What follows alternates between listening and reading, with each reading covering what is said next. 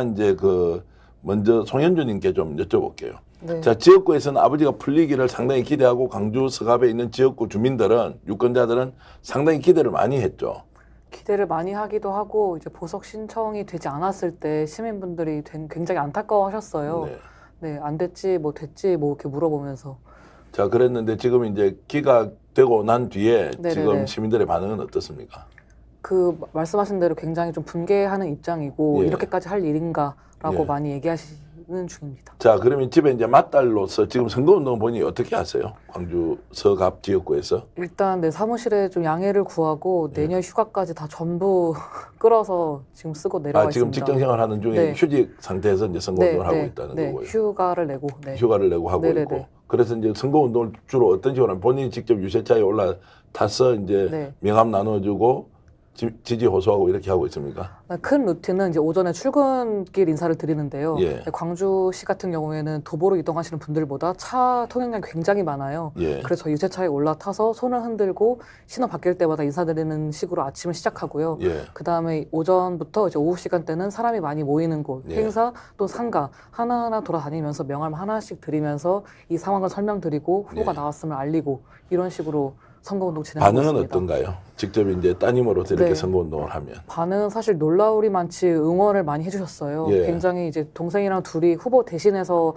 명함을 드립니다라고 말씀드릴 때 애틋해하시는 분들도 굉장히 많으시고 그러기에 더욱 응원한다, 지치지 마라 이렇게 이야기해 주시는 분들 굉장히 많았습니다. 자, 이런 선거운동 내용은 아버지가 매일 옥중에서도 알고는 있습니까?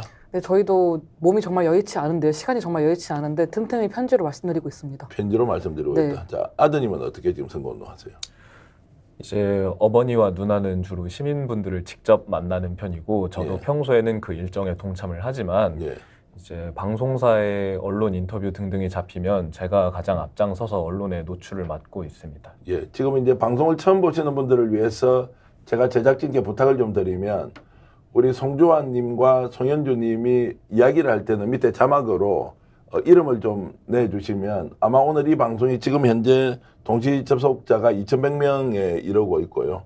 슈퍼챗을 보내주시면서 소나무당 응원해 주시는 분들도 많고요. 덕님이나 그리고 블루님, 그리고 모아님, 그리고 이제 백두산님께서도 광주 시민 여러분 송영길 후보를 품어주십시오 이런 말씀, 그리고 아들 따님 정말 고생 많다는 댓글이 동시다발적으로 많이 들어와서 일일이 소개를 못 시켜드리고 있는데요. 아마 이제 이 정도로 열기가 있다면 저희들이 특집 방송으로 예고 없이 실시간 방송으로 이렇게 만들어서 하는데도 2,000분 이상 들어와서 본다는 건 아마 오늘 저녁에 해외에서도 굉장히 많은 분들이 볼 것이고 여러분들과 생각이 좀 다를 수도 있고요.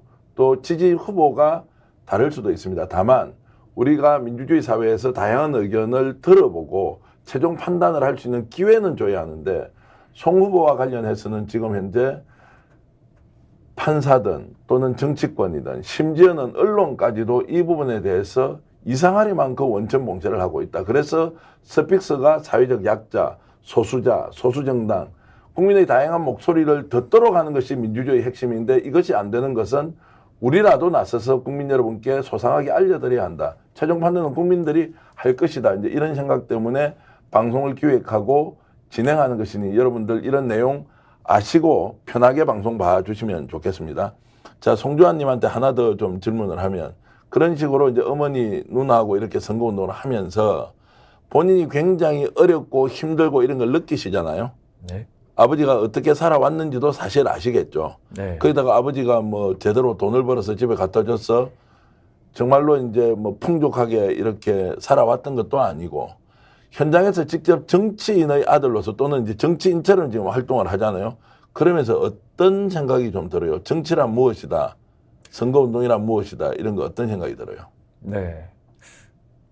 제가 이렇게까지 선거운동에 전면에 나서서 아버지를 도와본 적은 처음입니다. 후보 네. 없는 선거는 처음이니까요. 그래서 생각보다 아버지께서 정말 많이 힘드셨겠다라는 생각이 많이 들고요. 그럼에도 불구하고 집안에서는 내색을 많이 안 하시고 항상 따뜻한 아버지로서 저희들을 챙겨주셨거든요. 그래서 새삼 아버지가 참 대단하다라는 생각도 들고요. 그리고 말씀해 주셨듯이 아버지께서 무력이 많이 없으시잖아요. 만약에 아버지가 돈을 써가면서 생활해 왔다면 아버지가 부재 중일 때 이렇게 많은 시민분들께서 관심을 가져주지 못했을 것 같아요. 네. 그런데 아버지의 순수한 뜻과 열정에 많은 시민분들이 공감을 해주셔서 비록 아버지가 부재 중임에도 불구하고 이렇게 저희 가족들을 응원해 주시는 것은 아닌가 싶습니다. 자, 조금 전에 이제 사진이 있었는데 아드님과 따님 그리고 송영길 후보가 아까 민주당 이제 그 옷을 입고 있었는데 그 사진 잠깐만 보여주시겠습니까? 저게 어떤 장면이죠? 조금 전에 장면 보셨습니까? 아니요, 못 봤습니다. 자, 아니 이거 말고요. 이제 앞쪽에 송영길 후보와 그 송조환님과 송현주님이 같이 세 사람이 서 있는 사진이 있습니다. 자, 그 앞쪽으로 좀 돌아가면 됩니다. 예, 운동장 같은 데서 찍었던 사진이 있던데, 이거는 이제 남영신 여사님하고 같이 이제 했던 거고, 네. 민주당의 이렇게 뭐라 그럽니까, 점퍼. 이제 이 사진입니다. 예. 자, 저게 어떤 사진입니까?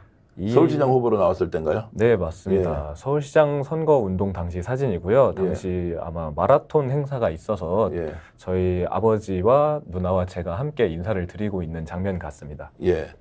자, 그럼 이제 광주 이야기로 좀 돌아가서 그 송현주님께 좀 여쭤보면, 자, 정치라는 것은 엄연한 현실이어서 지역구는 특히 민주당의 텃밭인 광주 서갑에서 당선 가능성이 있느냐 없느냐, 그리고 열심히 다니면서 많은 사람들이 이렇게 뭐 응원도 해주고 지지도 해주겠지만, 자, 당선 가능성 이런 부분에 대해서 좀 생각을 해보셨어요? 어떻습니까? 아버지가 없는 선거운동에서 아버지는 당선될 수 있다 없다 어떻게 생각하시나요? 무조건 당선을 해야 된다는 목적만 바라보고 달리고 있습니다. 그래요? 네, 그렇습니다. 예, 대답을 굉장히 간단하게 하시니까 제가 질문을 길게 하는데 지금 이제 광주 같은 경우에 이제 민심이 전체적으로 어떻다? 노희명사 지금 현재 소나무당이 출발이 워낙 늦었고 송영길 후보도 지역구 결정과 출마 선언까지 매우 짧은 시간에 다 결정을 했는데 광주 쪽의 전반적인 소나무당에 대한 민심, 여론 이런 것들은 어떻습니까? 사실 제가 처음부터 이 창당부터 관여했으면 모든 것을 소상하게 정확히 알았을 텐데 저도 이미 당이 만들어진 상태에서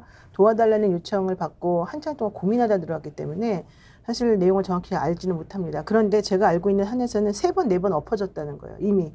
왜냐하면 돈이 없어서 그랬다는 거예요. 당을 만들기 위해서는 조직이 필요하고 조직을 만들기 위해서는 이제 관리해야 되고 사람들은 다 모든 것에 다 돈이 필요한데 돈이 없다 보니까 또 그리고 대표가 사실은 옥에 들어가 있다 보니까 메시지를 정확하게 전달할 수 있는 통로도 없었었고 그러다 보니까 남한테 패를 끼치면 안 된다. 이 주의가 이 집 식구들이 매우 강한 것 같아요. 네. 그러면서 내가 혹시라도 옥중에 있는 이 아버지를 대신해서 우리 식구들이 창당을 해서 남들에게 민폐 끼치거나 그들로부터 후원금 받았거나 펀드 받은 것을 돌려주지 못하면 정말 끝장이다. 이 생각으로 이분들이 창당 못하겠는데요? 간둬야 되겠는데 이렇게 해서 3번인가를 엎었다는 거예요. 그러면서 시간이 사실은 다 갔어요. 원래는 그 전에 창당한다고 처음에 이제 대표가 밖에 나와서 창당한다고 했을 때 리얼미터가 거기서 조사한 게 있었었는데 그 당시에 이준석 개혁신당이 창당한다 만다 할 때였어요. 네. 그때 같이 만약에 창당했으면 이렇게 되지 않았을 것 같은데 그때 지지율이 15.9%인가가 나왔었다는 겁니다. 이준석 개혁신당이 16.7%가 나왔고 차이가 없었지 않습니까?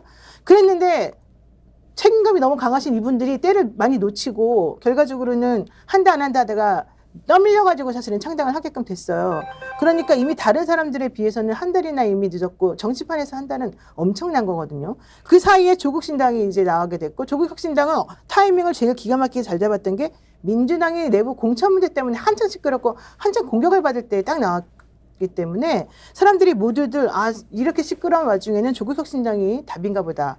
또 조국은 그동안에 윤석열 대통령과 그 일당들로부터 얼마나 가족이 다 도륙될 정도로 많이 힘들게 살았는가. 우리는 부채감을 가지고 있었는데 이번에 도와주자. 이런 마음이 많았다는 겁니다. 그런데 오히려 생각해보면 지금 현재 가장 큰 희생을 치르고 있고 가장 도와주는데도 불구하고 외면당하고 있는 게 바로 이 소나무당이거든요. 그렇게 되면 송영길 대표는 사실 그런 논리를 가자면 더 많이 원래 지지가 있었어야 돼요. 그런데 네. 타이밍을 놓치고 대표가 얼굴이 안 보이다 보니까 사람들로부터 멀어지게 되고 이제 이런 와중까지 이제 왔어요. 그래서 제가 광주에 물어봤어요. 도대체 당신들은 소나무당이 무슨 당이고 이 당을 왜 찍어야 되는지 아십니까? 이 당에 대한 지지도가 있습니까? 그러면 광주에서마저도 송영길 따로 소나무당 따로를 알고 있다는 겁니다. 그러니까 송영길이 만든 당이 소나무당이라는 걸 잘 모르고 네. 그냥 소나무당 못 보던 당인데 우리는 그냥 부채감을 가지고 있던 조국 혁신당을 찍어줘야지 이런 마음을 가지고 있고 송영길 대표 얘기 나면 송영길 대표 훌륭하지 여기까지만 원래 끝이었다는 거예요. 스픽스는 말하는 언론입니다. 대세는 유튜브, 그중에서 스픽스. 좋아요, 댓글, 구독, 알림 설정. 여러분이 저희를 사랑해 주시고 우리가 여러분을 사랑하는 4가지 방법입니다.